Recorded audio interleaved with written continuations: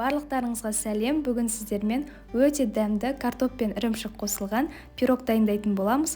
Қамыры өте жұп-жұмсақ болып шығады. Сіздер де міндетті түрде дайындап көріңіздер. Видеоны бастамас бұрын каналға тіркеліп, қоңыраушаны басып қойыңыздар. Сонда жаңа рецепттерді бірінші болып көретін боласыздар. Қажетті заттардың мөлшерін төменде описанияда қалдырып кетемін. Ал ендеше бастайық. Ең алдымен біз қамырын жасаймыз. Ол үшін ыдысқа ашытқыны және қантты қосып, үстіне жылы сүтімізді құямыз. Араластырып, бетін жауып 10-15 минутқа жылы жерге қоямыз. Сары майды газға қойып немесе микроволновкада ертіп аламыз және бөлме температурасында суытамыз. Бөлек ыдысқа ұнды електен өткізіп салып аламыз. Үстіне тұзды қосып, жақсылап араластырамыз. Ортасын қасықпен ашып, ашыған массамызды және де еріген сары майды қосып, қамыр илейтін боламыз.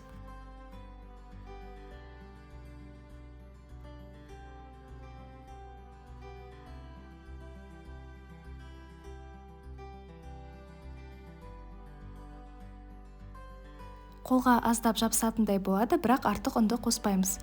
Қолымызбен 10-15 минуттай илейміз. Қатты жабыспас үшін қолымызды сұйық маймен майлап алсақ болады. Соңында осындай қолымызға қатты жабыспайтындай жұмсақ қамыр шығады. Ыдысты сұйық маймен майлаймыз. Қамырды салып, бетін жауып 1,5 сағатқа жылы жерге қоямыз. 40 минут өткен соң қамырымызды бір басып қоямыз. Бетін жауып тағы да 40-50 минуттай қоямыз. Оған дейін салмасын дайындаймыз. Картоптың қабығын ашып, суға пісіріп аламыз. Ірімшікті үккіштен өткізіп, дайындап аламыз. Піскен картопымызды ыстықтай ыдысқа салып, езетін құралмен картопты езіп аламыз. Үстіне сары майды қосып, жақсылап езіп араластырамыз. Және бірден ірімшікті салып, жақсылап біркелкі болғанша араластырып аламыз. Және осы кезде қалауларыңыз бойынша тұз бен бұрышты қоссаңыздар болады. Салманы теңдей етіп 3 бөлікке бөліп аламыз. Әрқайсысын осылай дөңгелек шарик қылып тарелкаға орналастырамыз. Бізде 3 пирог шығады.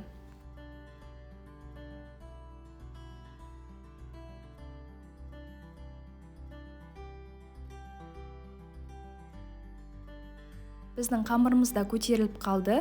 Столға аздап ұн сеуіп, қамырымызды столға қоямыз.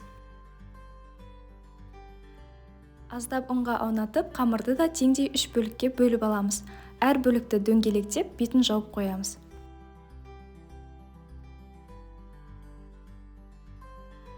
Қамырдың бір бөлігін алып, қолымызбен кішкене жаямыз.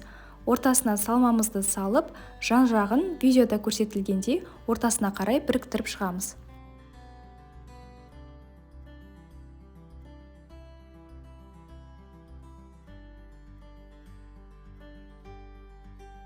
Келесі бетіне аударып, қолымызбен немесе оқтаудың көмегімен жаямыз. Ең бастысы қалыңдығы барлық жерінде бірдей болуы қажет. Пирогтың диаметрі менде 26 сантиметрдей болды.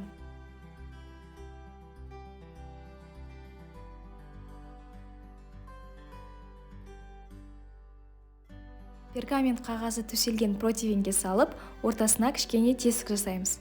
Алдын ала қыздырылған пеште 220 градуста 10-15 минутқа пісіріп аламыз. Біріншісі пісіп жатқан уақытта, екіншісін дәл солай жасап шығамыз.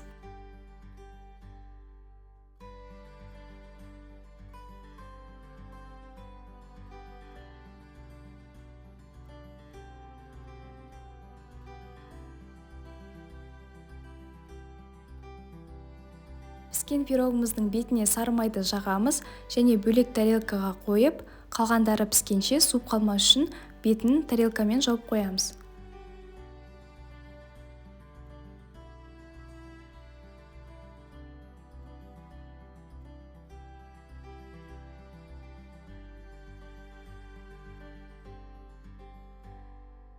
Біздің пирогымыз дайын, өте дәмді, жұмсақ болып шығады. Сіздер де міндетті түрде дайындап көріңіздер. Сіздерге ұнайтынына толықтай сенімдімін.